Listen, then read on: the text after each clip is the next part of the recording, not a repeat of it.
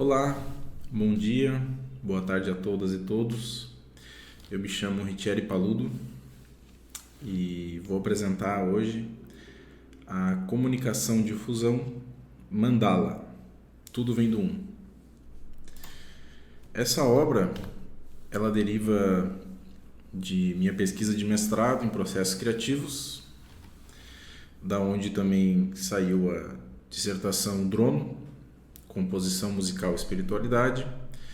Então, foi produzida uma dissertação onde a gente trouxe definições de drono, suas diversas manifestações musicais ao redor do mundo, as diferenças entre drono e nota pedal e a tradução do termo drono, que em inglês, seria drone.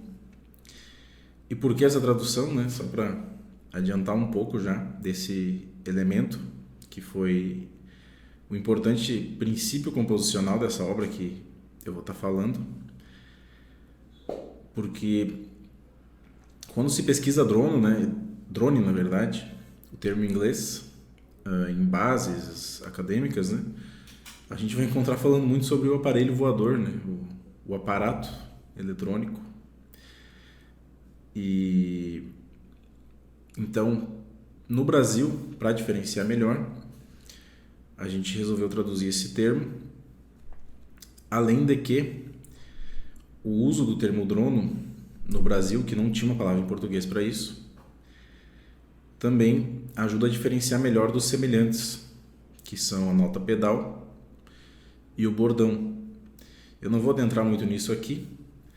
Quem se interessar pode pesquisar, tanto no meu trabalho de conclusão de curso da graduação, quanto no mestrado a gente se debruça sobre esses tópicos. E, enfim, além disso, dessas definições, diferenças de drono, a gente também traz na pesquisa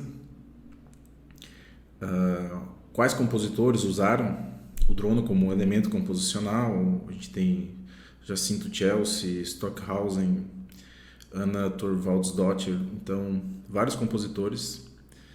E a relação também do drono com a espiritualidade, porque em alguns contextos ele está relacionado com a meditação, com músicas rituais. Então a pesquisa foi basicamente sobre isso, a da dissertação. Então, junto a essa pesquisa, eu acabei entregando também um portfólio de composições, e nesse portfólio, essa obra que trago hoje para vocês, ela está presente nele. Então ela foi orientada pelo professor doutor Luigi Irlandini, apoiada pela FAPESC e realizada na UDESC, Universidade Estadual de Santa Catarina. Quem quiser ter acesso à dissertação, ela está no Pergamon da UDESC. Só pesquisar esse título que vai ser possível encontrá-la. Então, só para passar um geral, primeiramente ela é uma obra acusmática, feita a partir da captura de sons e a partir do uso desse microfone de mão que eu tinha acabado de comprar, além de recursos digitais, de edição de áudio, enfim. E qual foi o princípio dela? Foi basicamente uma exploração sonora.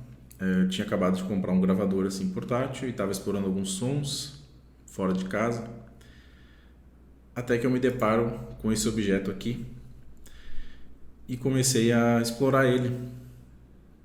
Percuti um pouco, esfreguei, testei alguns materiais, até que eu obtive um som que me agradou e que eu achei que poderia ser um material gerador para uma obra. Como eu estava trabalhando essa questão do drono, a mesa produzia um som contínuo, um som longo, na verdade, e que através de recursos digitais, técnicas de composição musical eletroacústica, a gente consegue estender. Então esse foi o som base.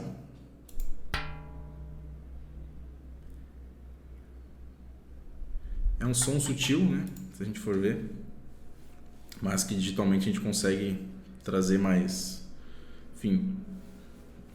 trabalhar ele de várias maneiras, como vocês podem ver ali na peça. Então tudo que está na peça, ela deriva desse som. Então eu me coloquei como uma limitação autoimposta, vamos assim dizer, composicional, que tudo na obra deveria derivar desse único material, esse é o único gravação sonora, sample, né? Por isso o título, no subtítulo desse trabalho está Tudo Vem do Um.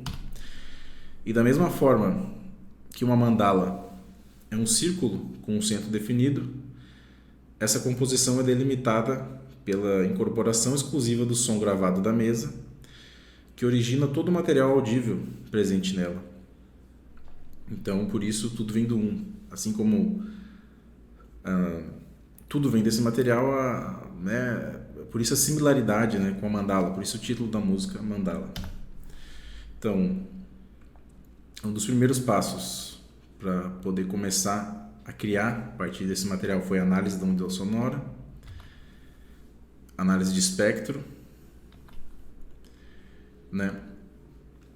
Que aqui eu pude pegar as principais alturas, né, parciais que a gente podia encontrar naquela gravação.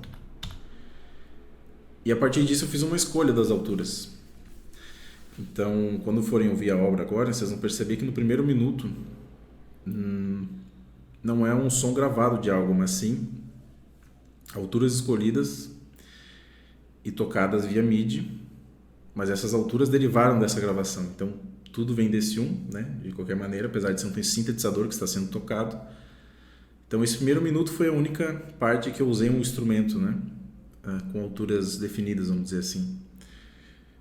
E essas alturas derivaram dessa análise, né? Escolhi umas que eu achei que produzissem cores interessantes, né, na composição.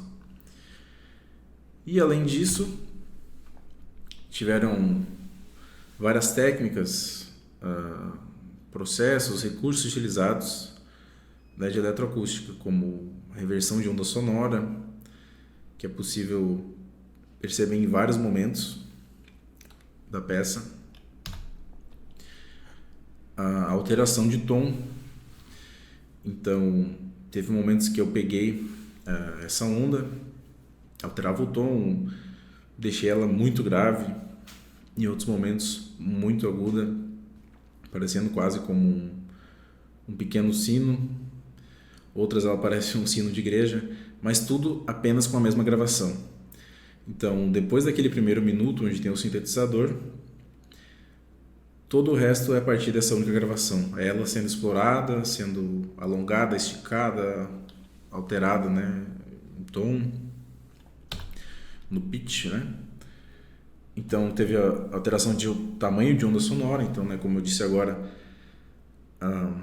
essa gravação que tem a princípio ali menos de 10 segundos, ela em alguns momentos com esse processo de esticamento passa até 1 minuto, por exemplo. Então, vários processos foram utilizados concomitantemente. Sobreposição de canais de áudio. Então, por exemplo, assim, a gente tem... Eu acho que eu utilizei em torno de uns 20 canais de áudio nessa produção, né? Eu utilizei o Ableton Live para produzir. Então, eu tenho uma cópia da onda sonda aqui em sua altura original. Por exemplo, em outro momento eu tenho 3 cópias abaixo, só que com ela estendida, se tornando uma onda sonora de 1 minuto, de 40 segundos. Então elas vão surgindo em momentos diferentes, criando massas sonoras, tudo a partir dessas técnicas. Então teve também filtragem de frequências. Em alguns momentos eu escolhi por não pegar a parte grave da onda, fazer um corte ali para pegar só a parte aguda. Então tudo isso foi utilizado de maneira a poder expressar como recurso expressivo, né? A tecnologia como recurso expressivo. Então, outros efeitos também utilizados foram a compressão, para poder alterar um pouco a dinâmica. Foi trabalhado também a ambiência. Em alguns momentos fica bem perceptível assim que através de reverberação, né? Que parece que está em outro local, né? Eu usei no caso reverbs de impulse response que simulam um ambiente real.